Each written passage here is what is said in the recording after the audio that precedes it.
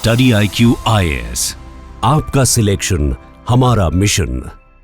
दोस्तों, अगर आप कभी नवापुर रेलवे स्टेशन जाएं, तो आपको महाराष्ट्र और गुजरात की जियोग्राफी को लेकर अलग ही एक्सपीरियंस मिल सकता है, क्योंकि गुजरात महाराष्ट्र बॉर्डर पर बने इस स्टेशन के प्लेटफॉर्म से दोनों स्टेट्स की बाउंड्री लाइंस पास होती हैं, वो भी वहां बनी एक बेंच के थ्रू। जी हाँ, रियली, यानी एक ही बेंच के अलग अलग साइड पर बैठने से आपका स्टेट चेंज हो जाता है और आपके लिए बने लॉज भी। इस स्टेशन का टिकट काउंटर और पुलिस स्टेशन जहां महाराष्ट्र के नांदरबार डिस्ट्रिक्ट में पड़ता है, तो वहीं स्टेशन मास्टर का ऑफिस गुजरात के तापी डिस्ट्रिक्ट में। हालांकि आज जहां बाउंड्री को लेकर ऐसे अट्रैक्टिव नोशंस दिखते हैं, वहां एक समय ये बाउंड्रीज थी ही नहीं और दोनों स्टेट्स बॉम्बे स्टेट के पार्ट हुआ करते थे। तो दोस्तों, आज के वीडियो में हम बात करेंगे इसी बॉम्बे स्टेट के बारे में और जानेंगे कि कैसे बॉम्बे स्टेट के बाइफर्केशन से गुजरात और महाराष्ट्र के स्टेट्स बने। साथ ही हम चर्चा करेंगे कि इस स्टेट रीऑर्गेनाइजेशन में कैसे बॉम्बे सिटी गुजरात का हिस्सा न बनकर महाराष्ट्र का पार्ट बना। ग्लैमर और बॉलीवुड के शहर बॉम्बे के पोजीशन के लिए एक लंबे समय तक गुजराती और मराठी सोसाइटी में पॉलिटिकल टेंशंस बने रहे थे और फाइनली 1 मई 1960 को बॉम्बे सिटी महाराष्ट्र का पार्ट बना। तो आज के इस वीडियो में हम जानेंगे बॉम्बे स्टेट बाइफर्केशन की पूरी टाइमलाइन, जिसकी शुरुआत हम करते हैं इसकी हिस्ट्री से। History of Bombay state. Bombay city के लिए चल रहे पॉलिटिकल हासिल और गुजरात और महाराष्ट्र के फॉर्मेशन को जानने के लिए पहले हमें बॉम्बे स्टेट के हिस्टोरिकल बैकग्राउंड को समझना होगा। बात 1661 की है, जब पोर्चुगीज प्रिंसेस कैथरीन की शादी इंग्लैंड के किंग चार्ल्स II के साथ हुई। उस समय बॉम्बे के आइलैंड्स पर पोर्चुगीज का डोमिनेंस हुआ करता था, जिसे पोर्चुगल रॉयल फैमिली ने डाउरी के फॉर्म में इंग्लैंड के किंग को दे दिया। इस तरह प्रिंसेस कैथरीन की शादी के साथ बॉम्बे आइलैंड्स इंग्लैंड के किंग चार्ल्स II के कंट्रोल में आ गए। लेकिन किंग के लिए बॉम्बे को एडमिनिस्टर और मैनेज करना अपने आप में एक चैलेंज था। साथ ही प्रॉफिट न्यूसेंसेस वीक दिखे तो किंग चार्ल्स ने बॉम्बे को ईस्ट इंडिया कंपनी के हाथों लीज पर दे देने का डिसीजन लिया और इसका डिक्लेरेशन 27 मार्च 1668 को किंग चार्ल्स II द्वारा कर दिया गया। इसके तहत ईस्ट इंडिया कंपनी और किंग चार्ल्स के बीच कुछ एनुअल रेंट का अग्रीमेंट किया गया। दोस्तों, कुछ इस तरीके से ईस्ट इंडिया कंपनी के हाथों में आकर बॉम्बे प्रेसिडेंसी का एस्टैब्लिशमेंट हुआ था और लगभग अगले 90 साल तक बॉम्बे प्रेसिडेंसी को ईस्ट इंडिया कंपनी मैनेज करता रहा। जब बॉम्बे ईस्ट इंडिया कंपनी के कंट्रोल में था, तो उन्होंने इसको एक ट्रेड और कॉमर्स के सेंटर के फॉर्म में डेवलप करना चाहा और इसके लिए उन्होंने गुजरात की ट्रेडिंग कम्युनिटीज जैसे पारसीज, वनियाज और बोहराज को बॉम्बे में आने के लिए इनकरेज किया। ईस्ट इंडिया कंपनी के साथ इन बिजनेस कम्युनिटीज के अच्छे और स्मूथ बिजनेस रिलेशंस थे, जिसकी दो वजह थी। पहली ये कि वेस्टर्न इंडिया के हेडक्वार्टर्स के फॉर्म में बॉम्बे से पहले सूरत का डोमिनेंस रहा था और दूसरा ये कि गुजरातीज ने ब्रिटिशर्स को अफ्रीकन और साउथ ईस्ट एशियन नेशंस में ट्रेड एक्सपैंड करने में भी काफी हेल्प की थी। साथ ही ये कम्युनिटीज आपस में भी एक स्मूथ नेटवर्क पर बेस्ड थीं, जिससे ये माना जा रहा था कि इनका बॉम्बे के डेवलपमेंट में सिग्निफिकेंट रोल होगा। हालांकि 1857 की सिपॉय म्यूटिनी के बाद ब्रिटिश क्राउन ने यह डिसाइड किया कि इंडिया का कंट्रोल अब ईस्ट इंडिया कंपनी के हाथों में ना होकर ब्रिटिश क्राउन के हाथों में रहेगा, जिससे एक बार फिर बॉम्बे ब्रिटिश क्राउन के कंट्रोल में आ गया। दोस्तों, ब्रिटिश कंट्रोल में बॉम्बे स्टेट ने कई डायनामिक सोशल और पॉलिटिकल चेंजेस देखे। आइए जानते हैं उनके बारे में। बॉम्बे रीस्ट्रक्चरिंग। ब्रिटिश क्राउन के हाथों में आने के बाद अगले कई डेकेड्स तक बॉम्बे प्रेसिडेंसी के साइज और एरिया में कई डायनामिक चेंजेस आते रहे, क्योंकि इसमें मॉडर्न डे महाराष्ट्र के कुछ पार्ट्स, गुजरात, नॉर्थ कर्नाटका, पाकिस्तान का सिंध रीजन और यमन के कुछ पार्ट्स भी इंक्लूड किए गए। हालांकि बॉम्बे रीस्ट्रक्चरिंग के चलते सबसे पहले 1935 में यमन को बॉम्बे प्रेसिडेंसी से अलग कर दिया गया और उसके बाद 1936 में बॉम्बे स्टेट से सिंध का भी सेपरेशन किया गया। दूसरी तरफ ईस्ट इंडिया कंपनी के इनकरेजमेंट के चलते बॉम्बे में गुजराती एलिट्स का डोमिनेंस बढ़ गया था, जिसके चलते बॉम्बे स्टेट गुजराती एलिट्स और मराठी लेबरर्स का एक बैटल ग्राउंड बनता जा रहा था, जहां कल्चरल डोमिनेंस के साथ साथ इकोनॉमिक रिसोर्सेज को लेकर भी डिस्प्यूट्स शुरू हो रहे थे।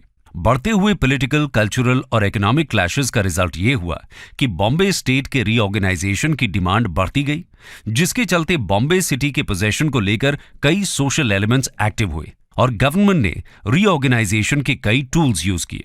आइए जानते हैं कि आखिर बॉम्बे सिटी को लेकर डिफरेंसेस क्यों थे। Tussle over Bombay city. आजादी के तुरंत बाद ही एक तरफ जहां गुजराती एलिट्स का मूवमेंट बॉम्बे की तरफ इंक्लाइंड हुआ, तो दूसरी तरफ गवर्नमेंट ऑफ इंडिया को स्टेट रीऑर्गेनाइजेशन का इशू परेशान किया जा रहा था। जवाहरलाल नेहरू और सरदार पटेल स्टेट्स को लिंग्विस्टिक लाइंस पर डिवाइड किए जाने के अगेंस्ट थे, क्योंकि उन्हें लगता था कि इसकी वजह से देश में इंस्टेबिलिटी की सिचुएशन बढ़ सकती है। हालांकि दूसरी तरफ बॉम्बे के मराठी स्पीकिंग रीजन्स में संयुक्त महाराष्ट्र परिषद की डिमांड एक यूनाइटेड महाराष्ट्र की थी, जिसकी कैपिटल वो बॉम्बे सिटी को बनाना चाहते थे। वहीं अभी तक गुजरात में सेपरेट स्टेट के लिए ऐसी कोई बड़ी डिमांड नहीं थी। महागुजरात के कॉन्सेप्ट को कुछ लोग डिस्कस तो कर रहे थे, लेकिन अभी भी वो डिस्कशन कोई सिग्निफिकेंट डिमांड के रूप में सामने नहीं आया था। साथ ही गुजराती एलिट्स का बॉम्बे सिटी के साथ काफी अटैचमेंट था, क्योंकि बॉम्बे सिटी उनके ट्रेड का बड़ा सेंटर बन गया था, जिसके चलते वो बॉम्बे सिटी को अपने कंट्रोल से बाहर नहीं जाने देना चाहते थे। उसी समय देश के अलग अलग पार्ट्स में लिंग्विस्टिक बेसिस पर स्टेट्स को बनाने की कई डिमांड्स उठ रही थी। स्टेट रीऑर्गेनाइजेशन की डिमांड्स को बढ़ते देख डिसीजन ये लेना था कि कौन से मेजर्स पर यह रीऑर्गेनाइजेशन किया जाए। इस पर विचार करने के लिए गवर्नमेंट ने कई कमिटीज बनाई। इसी सीरीज में सबसे पहला नाम आता है एस.के. धर कमीशन या लिंग्विस्टिक प्रोविंसेस कमीशन का। आइए जानते हैं कि धर कमीशन ने स्टेट्स रीऑर्गेनाइजेशन और बॉम्बे स्टेट को लेकर अपनी रिपोर्ट में क्या कहा। एस.के. धर कमीशन और बॉम्बे बाइफर्केशन। दोस्तों, 1948 में एस.के. धर कमीशन का एस्टैब्लिशमेंट किया गया। इसका काम था लिंग्विस्टिक बेसिस पर स्टेट रीऑर्गेनाइजेशन के इशू पर अपने प्रपोजल्स की रिपोर्ट को सबमिट करना। इस क्रम में कमेटी ने बॉम्बे को लेकर भी काफी विचार विमर्श किया। बॉम्बे सिटी को लेकर एक बड़े फ्रैक्शन का मानना था कि महाराष्ट्र को एक स्टेट बनाया जाए और बॉम्बे को उससे सेपरेट न किया जाए। लोगों के साथ साथ संयुक्त महाराष्ट्र परिषद और बी.आर. अंबेडकर का भी यही मानना था कि बॉम्बे सिटी महाराष्ट्र का वन एंड इंटीग्रल पार्ट है। दूसरी तरफ गुजराती, पारसीज और कच्छी बिजनेसमैन बॉम्बे को एक सेंट्रली एडमिनिस्ट्रेड प्रोविंस के रूप में देखना चाहते थे, क्योंकि न सिर्फ बॉम्बे गुजराती ट्रेडर्स का एक ट्रेड हब था, बल्कि वो ये भी मानते थे कि बॉम्बे की ग्रोथ के पीछे उनके जैसे बिजनेसमैन का प्रोमिनेंट रोल रहा है। साथ ही मराठी स्पीकिंग पीपल का सिर्फ 36% फ्रैक्शन ही बॉम्बे रीजन में रहता था। गुजरातीज का यह भी कहना था कि गुजराती ही बॉम्बे सिटी की डोमिनेंट ट्रेड लैंग्वेज है। हालांकि जब एस.के. धर कमीशन ने अपनी रिपोर्ट 1948 में कंस्टिट्यूएंट असेंबली में सबमिट की, तो उन्होंने ये प्रपोज किया कि स्टेट को लिंग्विस्टिक लाइन पर डिवाइड करना डिजायरेबल नहीं है, यानी कि बॉम्बे को लेकर भी कोई फैसला नहीं किया गया। धर कमीशन एक स्वीटलेस फ्रूट जैसा रहा, जो इस समस्या का कॉन्क्रीट सॉल्यूशन देने में असफल रहा।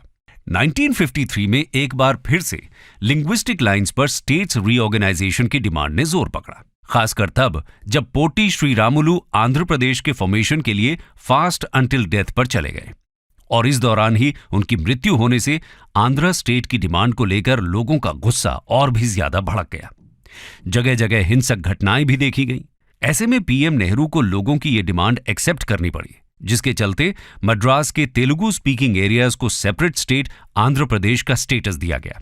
दोस्तों, जब आंध्र प्रदेश का फॉर्मेशन हुआ तो बाकी स्टेट्स के साथ साथ बॉम्बे स्टेट में भी रेस्टलेसनेस बढ़ती हुई दिखने लगी।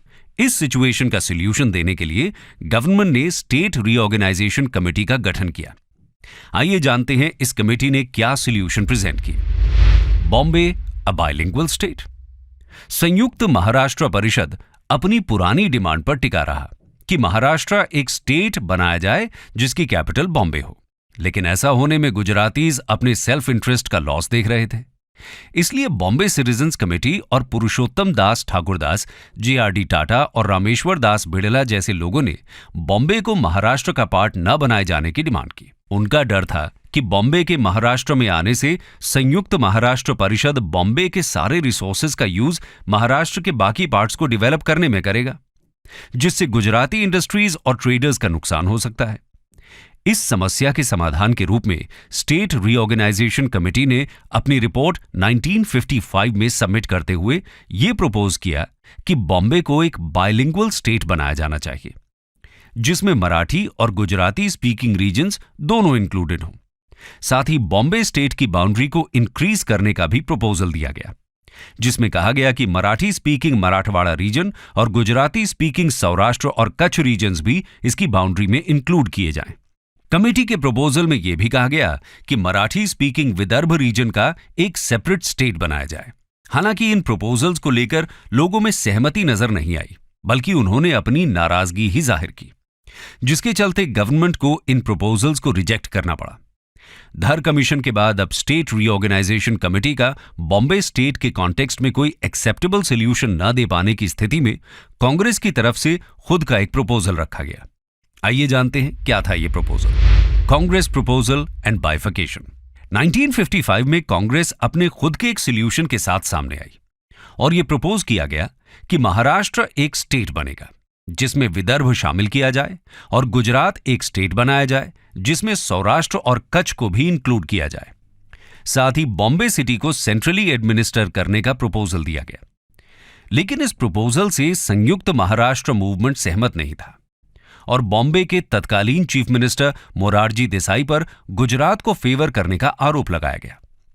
साथ ही फाइनेंस मिनिस्टर सीडी देशमुख ने यह कहते हुए रिजाइन कर दिया कि नेहरू बॉम्बे के अमीर लोगों के दबाव में ऐसा डिसीजन ले रहे हैं, जिसके चलते काफी वायलेंट प्रोटेस्ट हुए और ओपन फायरिंग के साथ साथ मराठी और गुजराती लोगों में टेंशन्स क्रिएट हुए। मराठी मासेस और गुजराती कैपिटलिस्ट्स में डोमिनेंस की एक लड़ाई शुरू हो गई। गुजराती हाउसेस और शॉप्स को लूटा गया और जलाया गया, जिसके चलते कई गुजराती गुजरात के कच्छ रीजन्स की तरफ जाने लगे। तो वहीं सीएम मोरारजी देसाई और संयुक्त महाराष्ट्र मूवमेंट ने वायलेंस को लेकर एक दूसरे को ब्लेम करना शुरू कर दिया। बॉम्बे में हुई वायलेंस और पॉलिटिकल टेंशन के चलते सेंट्रल गवर्नमेंट ने एक बार फिर बॉम्बे को अनडिवाइडेड रहने दिया। हालांकि आने वाले दिनों में जब Gujarati speaking area particularly Ahmedabad में फिर से डिस्टर्बेंसेस शुरू हुए तो कांग्रेस को बाइफर्केशन की नेसेसिटी फील हुई। इसकी एक वजह कांग्रेस का 1957 का लोकसभा और असेंबली इलेक्शंस में अच्छे परफॉर्मेंस का ना होना भी था। दूसरी तरफ महागुजरात जनता परिषद ने भी गुजरात के सेपरेट स्टेट की डिमांड को और इंटेंसिफाई कर दिया, जिसके चलते जब बॉम्बे स्टेट के गुजराती रीजन्स में राइट्स शुरू हुए तो मराठी स्पीकिंग एरियाज में भी गुजरातीज के अगेंस्ट दंगे देखने को मिले।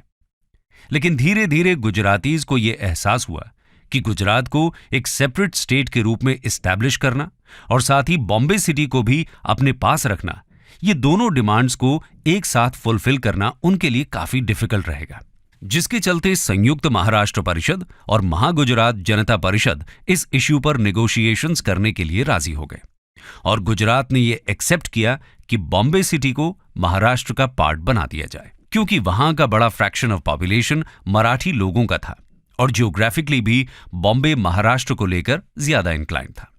साथ ही गुजरातीज ने यह डिमांड भी रखी कि बॉम्बे में लिंग्विस्टिक बेसिस पर कोई डिस्क्रिमिनेशन नहीं होना चाहिए और इस तरह से कई हसल्स के बीच 1 मई 1960 को बॉम्बे स्टेट का बाइफर्केशन हुआ।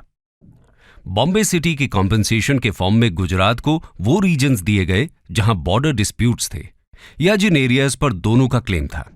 साथ ही यह भी प्रॉमिस किया गया कि गुजरात की नई कैपिटल को बनाने के लिए महाराष्ट्र उसकी फाइनेंशियल हेल्प भी करेगा। कंक्लूजन। दोस्तों, आज महाराष्ट्र और गुजरात 1 मई को अपने अपने स्टेट्स डे मनाते हैं, जहां गुजरात अपनी परेड साबरमती वाटरफॉल्स के पास और महाराष्ट्र अपनी परेड शिवाजी पार्क के पास ऑर्गेनाइज करता है। इसी के साथ ये बात भी समझना जरूरी है कि आज भी Bombay 5th largest Gujarati speaking population वाली सिटी है। बॉम्बे के बारे में अगर हम बात करें तो यह हमेशा से गुजराती कैपिटल और महाराष्ट्रियन लेबर का एक कॉम्बिनेशन रहा है और आज भी गुजरातीज का एक बड़ा फ्रैक्शन बॉम्बे सिटी में रह रहा है। स्टडी IQ IAS, आपका सिलेक्शन हमारा मिशन।